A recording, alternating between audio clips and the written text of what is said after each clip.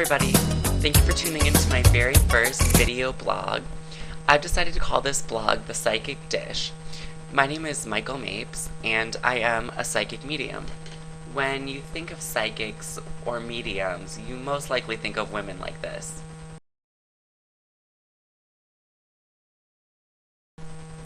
As you can see, I don't fit the mold of the stereotypical psychic. Today on The Psychic Dish, I'm going to tell you a little bit about who I am, what I do, and how I do what I do. I'm also going to tell you a little bit about the format of the show, and then I'm going to tell you where I'm going in the future with The Psychic Dish. So, as I said before, I'm a psychic medium. At 22, I'm definitely one of the younger psychic mediums in my field. I don't use any cards, I don't gaze into crystal balls, I don't read runes, I don't use any tools. For me, this is a gift that I was born with. I see, feel, and hear things that let me tune into people's lives, past, present, future, and I also connect with spirits on the other side. For me, this began when I was 12 years old. I was in detention one day because I'd been late for school, and a new girl walked into the office where I was forced to eat lunch. The girl said her name was Lisa, and we parted ways. I went home, and that night I had a dream. In the dream, I dreamt that Lisa's mother was addicted to drugs, and I also dreamt that she didn't have any food in her house. The dream bothered me because it was so vivid, and I felt that the dream was true. So the next day, I asked Lisa about the details that I had seen in my dream. She was shocked, and she told me that both of the things that I had seen in my dream were true. At first, I was incredibly scared of my gift. I was weird enough growing up in a small town. I didn't want to be a psychic. I didn't know what it meant to be a psychic. So I tried to hide it. Throughout my teenage years, about 12 to 16, I really didn't understand what was going on. I was about 16 or 17, I found some books, I started reading, and I also started getting guidance from some of my guides on the other side. When I was 18, I began giving readings sort of on a non-professional basis at parties, for my friends, for different people. So after that, I began giving professional readings. It sort of started out for me just as a test of myself to see how good I could do. And when I got positive feedback and when people told me that I was accurate, I decided to keep doing it. And here I am.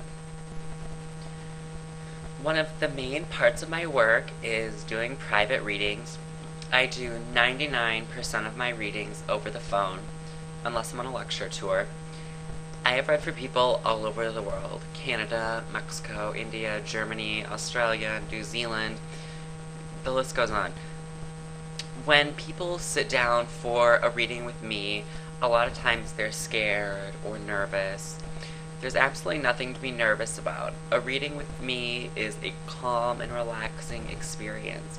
I'll typically start off by tuning into your personality, some of the major influences around you, the people that are around you, and then I'll go into specifics in terms of career, health, spirits that might be around you, relationships, etc.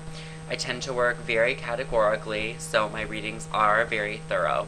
A lot of information comes through in a reading, and I tend to talk rather rapidly, so I always recommend that people take notes when they're getting a reading. I recommend that you go to my website, michaelmapes.org, before you get a reading with anyone, because on my website I have a page called Psychic Fraud, and on there I give you a lot of tips for things to look for when you're getting a psychic reading. So make sure you check that out. I'm planning on doing a blog about psychic fraud. I'll typically start the show off talking about my experiences or a spiritual or psychic topic, but I also plan to talk about some fun things too, like fashion, politics, what not to do when you're drunk, things like that. And I'm sure I'll be inviting some of my friends on here from time to time. One of the most exciting parts of the show for you all is the Q&A, the question and answer session. Halfway through each show, I'll answer 5 to 10 questions that you've sent in. These questions can be anything related to business romantic relationships, or if you want to connect with someone on the other side. If you want to submit a question for me to answer on my video blog, send an email to... In the email, include your first name only, your YouTube username, so I know that you're subscribed. You do have to be subscribed to get a reading. Your age. I don't need your full birthday, just your age will be fine.